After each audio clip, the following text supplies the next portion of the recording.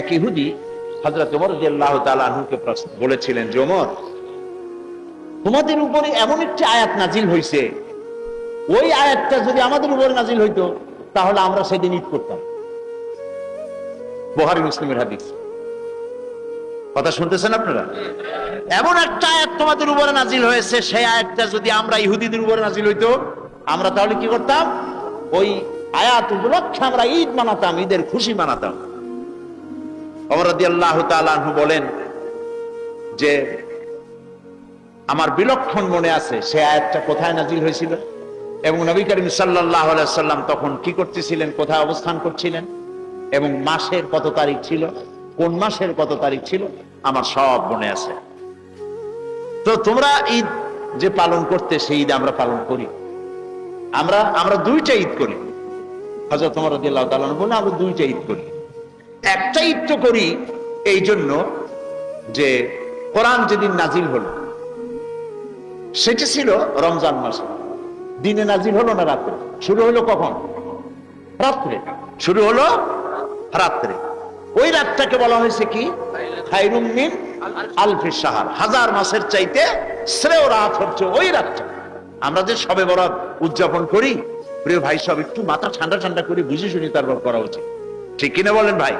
ঠিক কিনা? কোরআন হাদিসে আছে কিনা? যে জিনিসের সন্দেহ আছে আমরা কি তা গ্রহণ করব? বলেন করব? আমাকে যদি বলা হয় যে এই ব্রিজের মধ্যে যা আছে এর মধ্যে এমন জিনিস আছে যাতে আপনার শরীর খারাপ করতে পারে, হইতেও পারে শরীর খারাপ হইতে পারে, তাহলে আমি কি এটা কি গ্রহণ করব? এক গ্লাস পানি দেওয়া হলো আপনাকে, পানি গ্লাস দিয়ে বলা হলো এর মধ্যে এমন উপাদান আছে যাতে আপনার শরীর খারাপ করতে পারে, কলেরা হতে পারে বা অন্য কোনো রোগ হইতে পারে, আপনি কি ওই পানি গ্লাস খাবেন? খাবেন না। সামান্য সন্দেহ হলেও আমরা সেই সন্দেহের কাছে যাই না।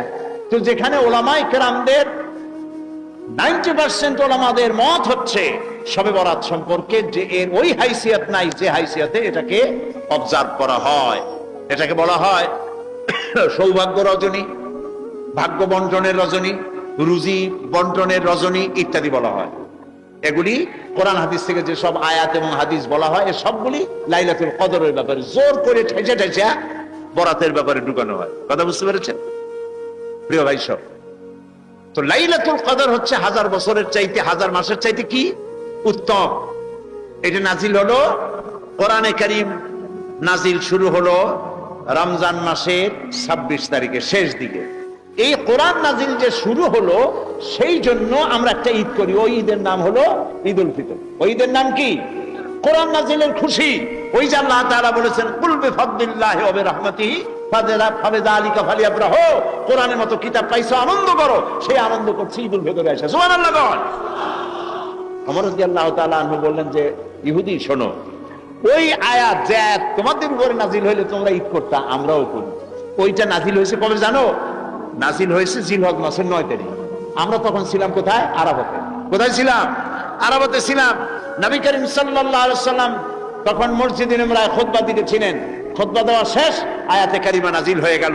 আল ইয়াউমা আকমালতু লাকুম দীনাকুম ওয়া আতমামতু আলাইকুম নি'মাতি ওয়া রাদিতু লাকুমুল ইসলাম দীনা।